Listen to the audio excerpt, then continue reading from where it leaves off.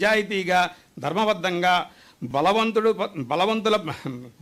పట్ల పెద్దల పట్ల వినయంతో వ్యవహరించుకుంటారో వారికి ఈ పరాభవనామ సంవత్సరం విజయాల్ని 100% సూచిస్తుంది అని చెప్పవచ్చు. అయితే మనకి ఈ పరాభవనామ సంవత్సరం కాలసర్పయోగంలో ప్రారంభమైంది. 15వ తారీఖున కాలసర్పయోగం ప్రారంభమయ్యి జూలై 10వ తారీఖు వరకు కాలసర్పయోగం ఉండడం చేత ఈ పరాభవనామ సంవత్సరంలో ఈ ముందుగా కురిసేటువంటి వర్షాలు అతి ముందుగా కురవడం కానీ అవసరం లేని చోట కురవడం కానీ జరుగుతూ ఉంటాయి. తర్వాత కురిసేటువంటి వర్షాలు బాగానే ఉంటాయి. జూలై 10వ తారీఖు దాటిన తర్వాత కురిసేటువంటి వర్షాలన్నీ కూడా వ్యవసాయానికి అనుకూలంగా ఉంటూ ముందుగా కురిసేటువంటి వర్షాలు మాత్రం కొద్దిగా అతిగా కురవడం కానీ అవసరం లేని చోట కురవడం, అవసరం ఉన్న చోట కురవకుండా ఉండడం, ఇది కాలసర్పయోగ ప్రభావంగా మనం చెప్పుకోవడానికి అవకాశం ఉందండి.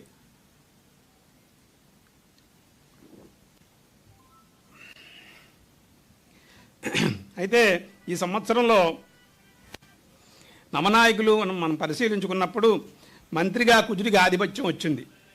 మంత్రిగా కుజుడికి ఆధిపత్యం రావడం చేత కొంత పౌరుషంగా వ్యవహారం చేసుకునేటువంటి అవకాశాలు ఉంటాయి. వరగ్రామ వనాదీని దహ్యందేవన్ని నాభృశం వృష్టిర్మధ్య భవేద్యుద్ధం మంత్రిణ్యవని చేసది.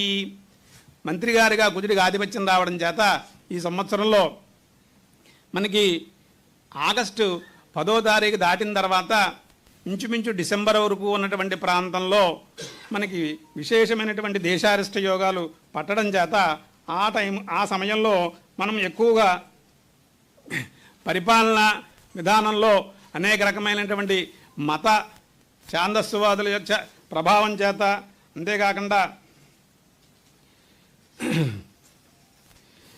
రాజకీయపరమైనటువంటి అర్లలతోనూ భారతదేశం అంతా జనజీవితం ప్రభావితం చేయగల సంఘటనలు కలవని, సైనిక బలం ఎక్కువగా వినియోగించబడుతుందని చెప్పడానికి అవకాశం ఉందండి. ద్వితీయార్థంలో కర్కాటక రాశిలోనూ సింహరాశిలోనూ కుజగురు యోగం ఉందండి. అది కొంత అనర్థదాయకాన్ని ఇస్తుంది. అదేవిధంగా 31 అక్టోబర్ నుంచి డిసెంబర్ 10 వరకు ఉన్నటువంటి గురుని అతిచార స్థితి, అదే సమయంలో శని వక్రగతిలో ప్రయాణించడం, ఇవి జన నష్టానికి, దుర్భిక్షానికి, రాజుల పతనానికి, అగడానికి ఎక్కువగా ఉన్నాయనేటువంటి శాస్త్రవచనాలు మనకి కొన్ని కనిపిస్తున్నాయి. అయితే ఈ సంవత్సరంలో మనం ప్రధానంగా మన ముఖ్యమైనటువంటి మంత్రులుగా 90 ఉంటారండి. ఈ 90లోనూ ప్రధానమైనది రాజు గురువుగారుగా ఆధిపత్యం వచ్చింది. అదేవిధంగా కుజుడికి మంత్రిగా ఆధిపత్యం వచ్చింది. తర్వాత రసాధిపతిగా శనికి ఆధిపత్యం వచ్చింది. అంటే నవనాయకుల్లోనూ కుజశనులు తప్పవడిచి మిగిలిన గ్రహాలన్నిటికీ కూడా శుభగ్రహాలకు ఆధిపత్యం రావడం చేత ఈ సంవత్సరం అంతా కూడా శుభయుక్తంగా పరాభవనామ సంవత్సరము అనేది ఎవరికో కానీ అందరికీ పరాభవాన్ని ఏర్పరిచే సంవత్సరం అయితే కాదు.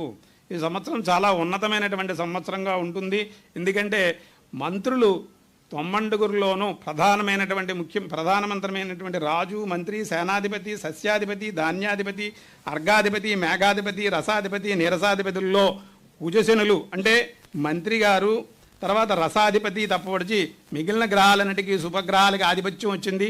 అలాగే మనకి 21 మంది ఉపమంత్రులు ఉంటారు. 21 మంది ఉపమంత్రుల్లోనూ 15 మందికి మళ్ళీ శుభగ్రహాలకు ఆధిపత్యం రావడం చేత ఈ సంవత్సరం అంతా కూడా చాలా సుభిక్షంగా, సామాన్యమైనటువంటి ప్రజలకి చాలా ఆనందకరంగా, వృద్ధికరంగా ఉంటుంది అని చెప్పడానికి 100% అవకాశం ఉన్నటువంటి సంవత్సరం అండి. అయితే ఈ సంవత్సరంలో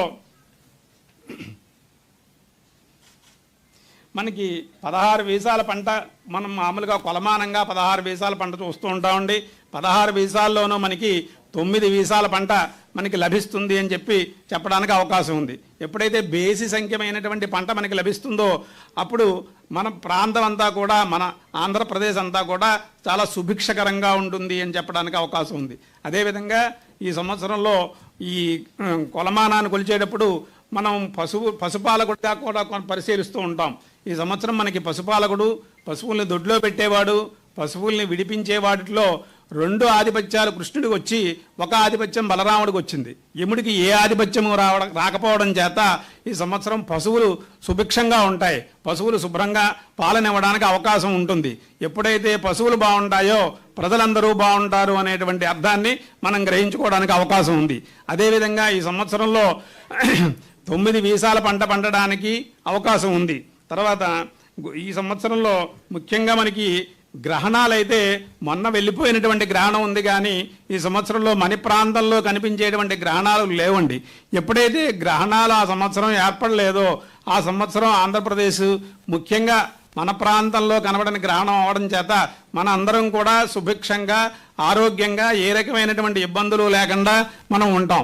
ఇంక ఇప్పుడు మొన్న ఏర్పడినటువంటి చంద్రగ్రహణమే చూసుకోండి, ఎక్కడో అమెరికాలో తన్నుకుంటుంటే మనం వేళ గ్యాసుల కోసం ఇబ్బంది పడే పరిస్థితిలో ఉన్నాం. సో ఆ రకంగా